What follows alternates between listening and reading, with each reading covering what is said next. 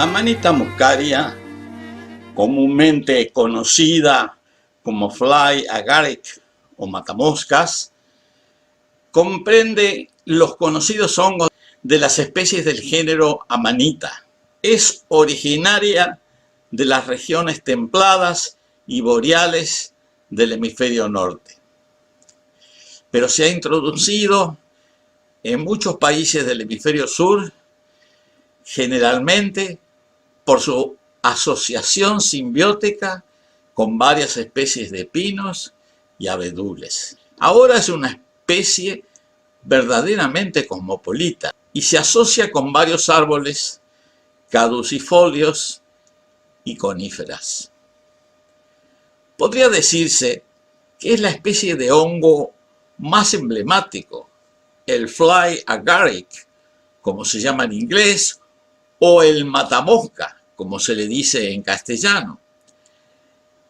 Es un hongo grande que se manifiesta como una seta en forma de sombrilla, de color rojo y con manchas blancas. Y es uno de los más reconocibles y ampliamente encontrados en la cultura popular. Desde el punto de vista genético y químico y de sus efectos cuando es consumido, es un hongo muy variable. Algunas variedades producen un efecto alucinógeno intenso, pero otras tienen un efecto bastante menor. Los factores pedológicos, o sea, de suelo, climáticos y geográficos, pueden afectar sus propiedades. Los principios activos de Amanita muscaria son la muscarina y el mucimol. El mucimol es el que provoca el efecto visionario, mientras que la muscarina parece ser la responsable de su relativa toxicidad. Amanita muscaria ha sido utilizada históricamente desde tiempos muy antiguos y aún se la consume en muchos sitios, como por ejemplo en Siberia y en las regiones nórdicas europeas. En menor grado se la utiliza también en las regiones montañosas eurasiáticas de latitudes medias. El consumo de este hongo tiene un efecto vomitivo y de somnolencia casi inmediata, a veces asociado a visiones. Luego de pasada la somnolencia, se desencadena un periodo de intensa actividad y locuacidad que puede durar por varias horas. Es costumbre en algunos pueblos consumidores de amanita, particularmente en comunidades siberianas nativas, que se logre prolongar el efecto del hongo bebiendo la orina de personas que hubieran consumido previamente la amanita. En estos grupos étnicos a menudo se consideraba cortesía invitar a otras personas con la orina propia para que estos lograran el efecto de embriaguez buscado. Los renos consumen el hongo habitualmente y como lo consumen aún en invierno a través de la nieve, algunos pueblos siberianos, criadores de renos, beben el orín del reno para obtener los efectos buscados o para prolongar los efectos en la época en que el hongo no es visible. Si bien el consumo contemporáneo de este hongo es limitado, Amanita muscaria fue una planta visionaria muy importante durante la mayor parte de la historia en los países nórdicos y montañosos de Europa y Asia. Muchas de las tradiciones y mitologías noreuropeas se relacionan con las imágenes inconfundibles de Amanita muscaria. Los duendes y gnomos aparecen frecuentemente integrados a estas imágenes a las que me refería. El color blanco y rojo de Amanita muscaria se incorporó en muchas tradiciones modernas.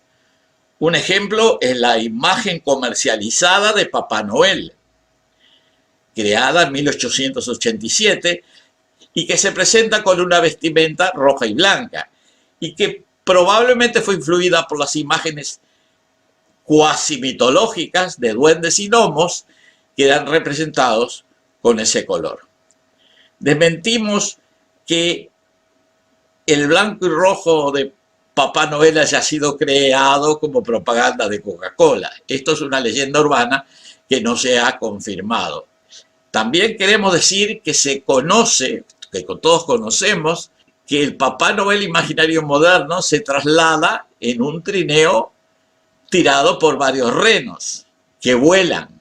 Esto nos hace acordar del ejemplo de los pueblos del norte de Siberia y del norte de Europa, que crían renos y que estaban, tal vez están todavía, habituados al consumo de amanita. Las sociedades europeas, a instancia de las iglesias oficiales, tanto católicas como protestantes, lograron excluir este hongo de la dieta habitual.